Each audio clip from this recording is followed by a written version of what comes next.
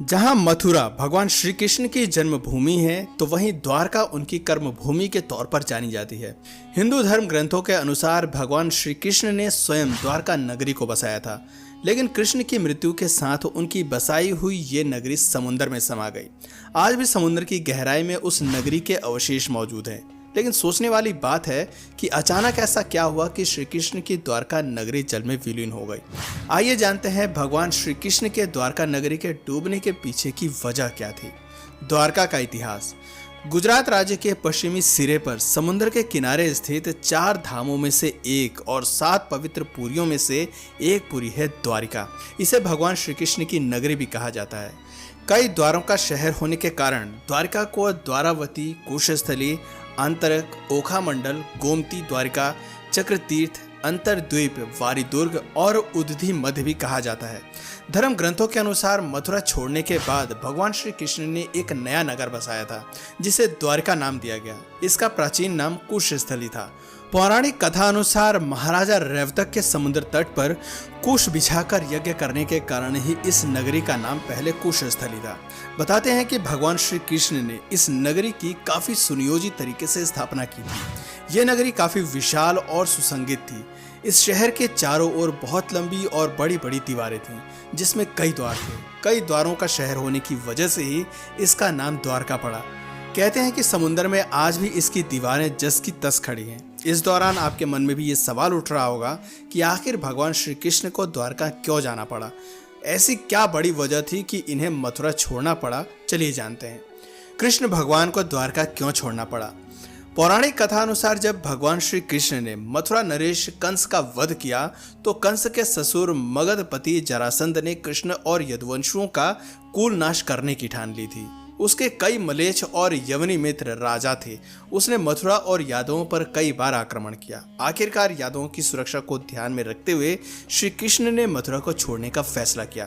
तब भगवान श्री कृष्ण ने द्वारका नगरी को बसाया। बताते हैं कि कृष्ण जी अपने 18 नए कुल बंधुओं के साथ द्वारका आए थे। उन्होंने यहाँ पर पूरे 36 साल तक राज किया और फिर अपना देह त्याग दिया। ऐसा माना जाता है कि कृष्ण जी की मृत्यु के बाद द्वारका नगरी भी समुद्र में डूब गई।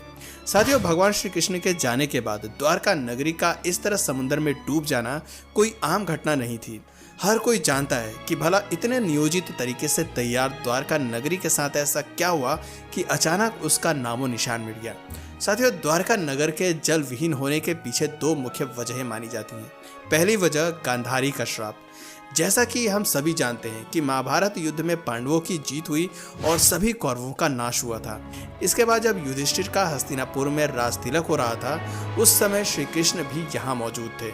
तब गांधारी ने श्री कृष्ण को महाभारत युद्ध का दोषी ठहराते हुए उन्हें श्राप दिया कि अगर मैंने आराध्य के सच्चे मन से आराधना की है और मैंने अपना पत्नीव्रता धर्म निभाया है तो जिस तरह मेरे कुल का नाश हुआ उसी तरह तुम्हारे कुल का नाश भी तुम्हारी आंखों के सामने होगा। कहते हैं कि इस श्राप की वजह से ही श्री कृष्ण की द्वारका नगरी पानी में समा गई थी। दूसरी वजह, ऋषियों का श्राप। ऋषि मुनि सांब और उनके मित्रों के परिहास से क्रोधित होकर उन्हें श्राप देते हैं कि इसके गर्भ से एक मूसल उत्पन्न होगा और उस मूसल से समस्त यदुवंशी कुल का विनाश होगा। महाभारत युद्ध के 36वें वर्ष में द्वारका नगरी में अपशकुन बढ़ने लगा। अनुचित गतिविधियां बढ़ गईं। सभी यदुवंशी आपस में लड़कर मरने लगे थे। यदुवंशियों की मृत्यु के बाद बलराम जी ने भी अपना शरीर त्याग दिया था। वहीं भगवान श्री कृष्ण पर एक शिकारी ने हिरण समझकर बाण चला दिया था, जिससे भगवान श्री कृष्ण देवलोक चले गए। उधर जब पांडवों को द्वारका में हुई अनहोनी का पता चला तो अर्जुन तुरंत द्वारका पहुंचे और श्री कृष्ण के बचे हुए परिजनों को अपने साथ इंद्रप्रस्थ लेकर चले आए।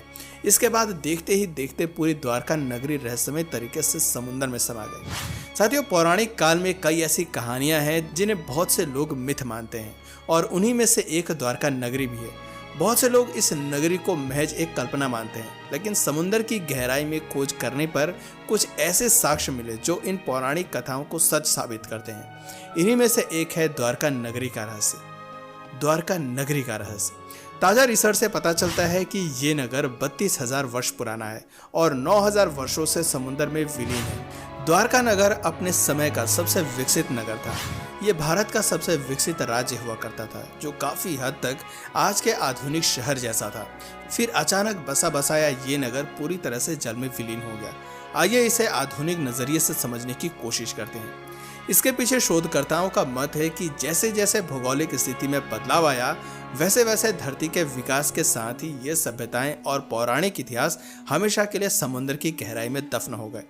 माना जाता है कि 9000 वर्ष पूर्व हिम युग की समाप्ति पर समुद्र का जलस्तर बढ़ने के कारण ये नगर समुद्र में विलीन हो गया। वहीं कुछ लोगों का मानना है कि इसे एलियंस ने नष्ट किया होगा।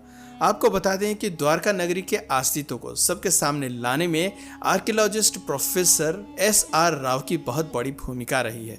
प्रोफेसर राव और उनकी टीम ने 1979 से 80 में समुद्र में 560 मीटर लंबी द्वारका की दीवार की खोज की थी। यहाँ उन्हें पौराणिक काल के कुछ बर्तन भी मिले थे, जो 1528 ईसा पूर्व से 3000 ईसा पूर्व के हैं। बताते हैं कि द्वारका के इन समुद्री अवशेषों को सबसे पहले भारतीय वायुसेना के पायलट्स ने समुद्र के ऊपर से उड़ान भरते हुए ध्यान दिया था। उसके बाद 1970 के जामनगर के गेजेटियर में उनका उल्लेख किया गया। साल 2005 और फिर 2007 में भारतीय पुरातत्व सर्वेक्षण के निर्देश में भारतीय नौसेना के गोताखोरों ने समुद्र में समाई द्वारका नगरी के अवशेषों के सैंपल्स को सफलतापूर्वक निकाला। उन्होंने ऐसे सैंपल्स जमा किए जिन्हें देखकर हर कोई अचंभित था। वर्ष 2005 में नौसेना के सहयोग से प्राचीन द्वारका नगरी से जुड़े अभियान के दौरान समुद्र की गहराई में कटे छटे पत्थर मिले। इस तरह लगभग 200 सैंपल्स जमा किए गए। नौसेना के गोताखोरों ने 40,000 वर्ग मीटर के दायरे में इन अवशेषों को खोजा और यहाँ पड़े भवनों के टुकड़ों के सैंपल्स जमा किए, जिन्हें शुरुआत में चूना पत्थर माना गया। बाद में आर्कियोलॉजिस्ट ने बताया कि ये टुकड़े बहुत ही विशाल समृद्धशाली नगर और मंदिर के अवशेष हैं। इन सैंपल्स को देश के लेबोरेटरी में भेजा गया। वहीं खोज से जुड़े आंकड़ों को कई राष्ट्रीय और अंतर्राष्ट्रीय विशेषज्ञों के सामने पेश भी किया गया। सैंपल्स को विदेशी प्रयोगशालाओं में भेजने की मुख्य वजह ये थी कि अवशेषों की प्राचीनता के बारे में किसी प्रकार की गलती का संदेह खत्म हो जाए। हालांकि अभी भी द्वारका नगरी के रहस्य को पूरी तरह से उजागर करने के लिए शोध कार्य जारी है। चलिए अब आपको आधुनिक द्वारका में बने भगवान श्री कृष्ण के प्रसिद्ध मंदिर के दर्शन भी करा देते हैं। द्वारकाधीश मंदिर। भगवान श्री कृष्ण का ये अति प्राचीन मंदिर द्वारकाधीश नाम से प्रसिद्ध है। इस भव्य और आकर्षक मंदिर को जगत मंदिर के रूप में भी जानते हैं। ये एक लोकप्रिय तीर्थ स्थल भी है, जो गुजरात के गोमती नद के तट पर द्वारका में स्थित है। यहाँ श्री कृष्ण को द्वारका के राजा और द्वारकाधीश के रूप में जाना जाता है। कहा जाता है कि ये मंदिर 2000 वर्ष से भी अधिक पुराना है। द्वारकाधीश के मूल मंदिर का निर्माण भगवान श्री कृष्ण के वंशज और उनके परपोते व्रजनाभ ने करवाया था। बाद में इस मंदिर का जीर्णोद्धार और विस्तार किया गया। द्वारकाधीश मंदिर के गर्भगृह में चांदी के सिंहासन पर भगवान श्री कृष्ण की श्याम वर्णी चतुर्भुजी प्रतिमा विराजमान है। भगवान यहाँ हाथों में शंख, चक्र, गदा और कमल धारण किए हुए हैं। आपको बता दें कि ये मंदिर भगवान श्री कृष्ण के सबसे प्राचीनतम मंदिरों में से एक है। कहते हैं कि समुद्र के किनारे बसे इस मंदिर में आकर भक्तों को अलौकिक शक्ति का अनुभव होता है। देखने में द्वारकाधीश मंदिर काफी भव्य और आकर्षक है। ये मंदिर 5 मंजिला है और 72 स्तंभों पर स्थापित है। मंदिर का शिखर 78.3 मीटर ऊंचा है और शिखर पर करीब 84 फुट लंबा ध्वज लहराता है, जिस पर सूर्य और चंद्रमा बने हैं और उन्हें 10 किलोमीटर दूर से भी देखा जा सकता है। इस मंदिर की एक और खासियत है कि ये चारों तरफ से परकोटे से घिरा हुआ है। इनमें उत्तर दिशा में मोक्ष द्वार और दक्षिण दिशा में स्वर्ग का द्वार है। यहाँ से 56 सीढ़ियाँ चढ़कर स्वर्ग द्वार से मंदिर में प्रवेश कर सकते हैं। मंदिर के पूर्व दिशा में शंकराचार्य द्वारा स्थापित शारदा पीठ स्थित है। साथ ही यहाँ कुशेश्वर शिव मंदिर भी है, जिसके दर्शन के बिना तीर्थ यात्रा पूरी नहीं होती। कहा जाता है कि इस कुशेश्वर शिव मंदिर में भगवान श्री विक्रम ने कुश नाम के राक्षस का वध किया था।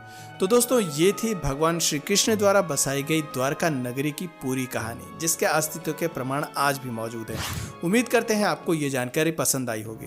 तो दोस्तों, क्या आप इस अवशेषों को द्वारका नगरी मानते हैं या नहीं, नीचे कमेंट सेक्शन में जरूर बताइए। और अगर इस वीडियो से आपको कुछ नया जानने या सीखने को मिला या फिर इंटरेस्टिंग लगा, तो प्लीज़ इस वीडियो को एक लाइक करके अपने फ्रेंड्स और फैमिली में से ज़रूर शेयर करें।